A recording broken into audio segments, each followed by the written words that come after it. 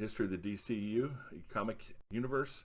So far, we've seen big events, big things, big annihilation waves, and time stuff, and etc. Now we're going to come down to more like Batman's No Man's Land, some of the younger Avengers, some more death, and then we're actually going to see the Justice League lose their sense of justice. Let's dive in.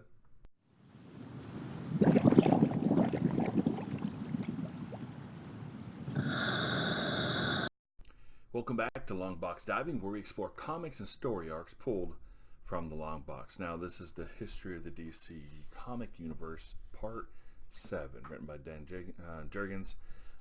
And last couple episodes we actually talked about a big thing, like annihilation wave, the time problem, parallax, all these kind of things were happening. Monarch, things of that sort. And now things have kind of resolved itself from 0 hour.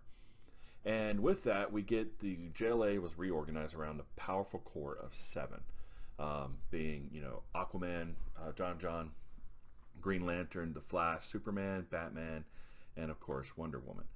And then even after the attack, there was the attack of the Sun Eater, and the Earth Sun was actually collapsing, and Hal Jordan gave up his life to reignite the sun and get it to kind of a way to atone for what he had done during 0 hour under the power of parallax.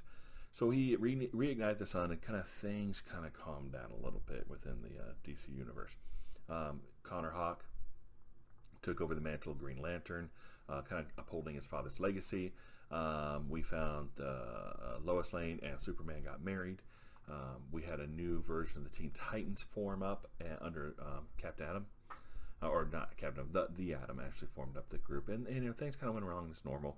And then Superman actually had a change of powers. He became more energy based than sun based. It was kind of weird, but then we kind of go into this quiet, involved in this era. There was a lot of stuff that was happening, little stuff, not big stuff, little stuff, like the No Man's Land in the Batman storyline. So we had this earthquake in Gotham. The city was kind of abandoned and locked down.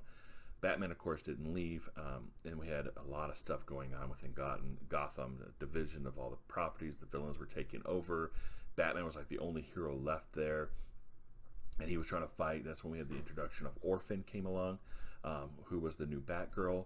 And we kind of see all these things going on within Gotham. And then later we see Lex Luthor help provide resources to reconstruct the city and kind of bring it back out of this no man's land. Then we see America's youngest heroes, Young Justice, with Impulse and Robin and Superboy, and all these people were involved in this. We see the original Teen Titans came back. They were a little bit older. Now they're the Titans, not the Teen Titans anymore. And they helped train these new heroes, Impulse and Aqualad, all these things. And although the events of 0 Hour took some of the best heroes, I mean, a lot of people died in that, the Justice Society was reborn with younger members. And that's where we get Stargirl and Green Lantern, Hawkgirl come back, a new Atom, a new Hourman. These people, a new Cat, Black Cat, all these people kind of got at that next generation of the JSA. I think they did a lot of generational thing, like a child or a grandchild of the original JSA member. They went and looked for those people and brought them back. And then Hal Jordan continued his quest. Now, in his thing, Hal Jordan actually became the Spectre. And so everything was kind of going on with this kind of thing. Lex Luthor actually won the presidency, specifically for a lot of the stuff that he was doing with aiding Gotham and bringing Gotham back out. And then we actually start this, an intergalactic war actually starts, called the Imperiex, the Galactic War of the Imperiex. And it only ended when Superman plunged the true mastermind behind it all, Brainiac 13, and he plunged into the Big Bang. And that it once stopped Parallax, but again, many heroes had already fallen, including Hippolyta, which I believe is Wonder Woman's mom. So again, a lot of people died, a lot of things happened, but the death for many was not the end of Oa, which was reconstructed by Tom Kalmaku. I think that's how you pronounce it. That last names. So Hawkman was reborn on Thanagar, and in the Star City, Oliver Queen was revived by the Spectre. So what Batman thought he had found the resurrection, he found Jason Todd, but it turned out it was actually an imposter. Jason Todd was the Red Hood. We'll find all that kind of stuff out later. And then we see that Cyborg Superman actually killed Donna Troy. Like shot her with his beams like right through her chest and killed her. It was really bad. And this resulted in that caused the disbanding of the Young Justice and the current version of the Titans. But even that was not the end of their journey. They actually regrouped into another group. The Titans did into what's called the Outsiders, which was actually a really, really good series. And the heroes for Young Justice then formed into a new group called Teen Titans. And so a lot of this kind of stuff is going on. And so, of course, we have Donna Troy's talking to the Harbinger Orb. Because I remember that death. I remember others too, but that one. Tell me what happened during my absence. So during this time, she was kind of out of the continuity. And so in this thing, inside this continuity where Donna Troy wasn't actually around for, we see a large period of San Diego was crumbled into the Pacific and became known as Sub Diego, which is kind of interesting because people have thought California is going to drop off the map for a long time. The JSA rescued Our Man the moment before his death. Superman discovered he had a cousin who had survived Krypton's demise, and he rescued Kara Zor-El from Apocalypse. He had intervened. He introduced her into the world as Supergirl. So now we have Supergirl back again. And Batman again suffered another tragedy when a city was attacked again, and Stephanie Brown, who he had trained to replace Tim Drake, was tortured and killed by the Black Mask during the worst gang war within Gotham. So again, another Robin dies. So a lot more personal death things. We had the big things before where a lot of people died. Now we're getting these personal deaths where, people that mean something to Batman or to, Superman, with Kara coming back and the death of, the Robin and all these kind of things going on. And then we get into the point where we had a lot of innocents that started to die. And within that, we have Ralph and Sue Dibney. So Dibney, Ralph was the elongated man.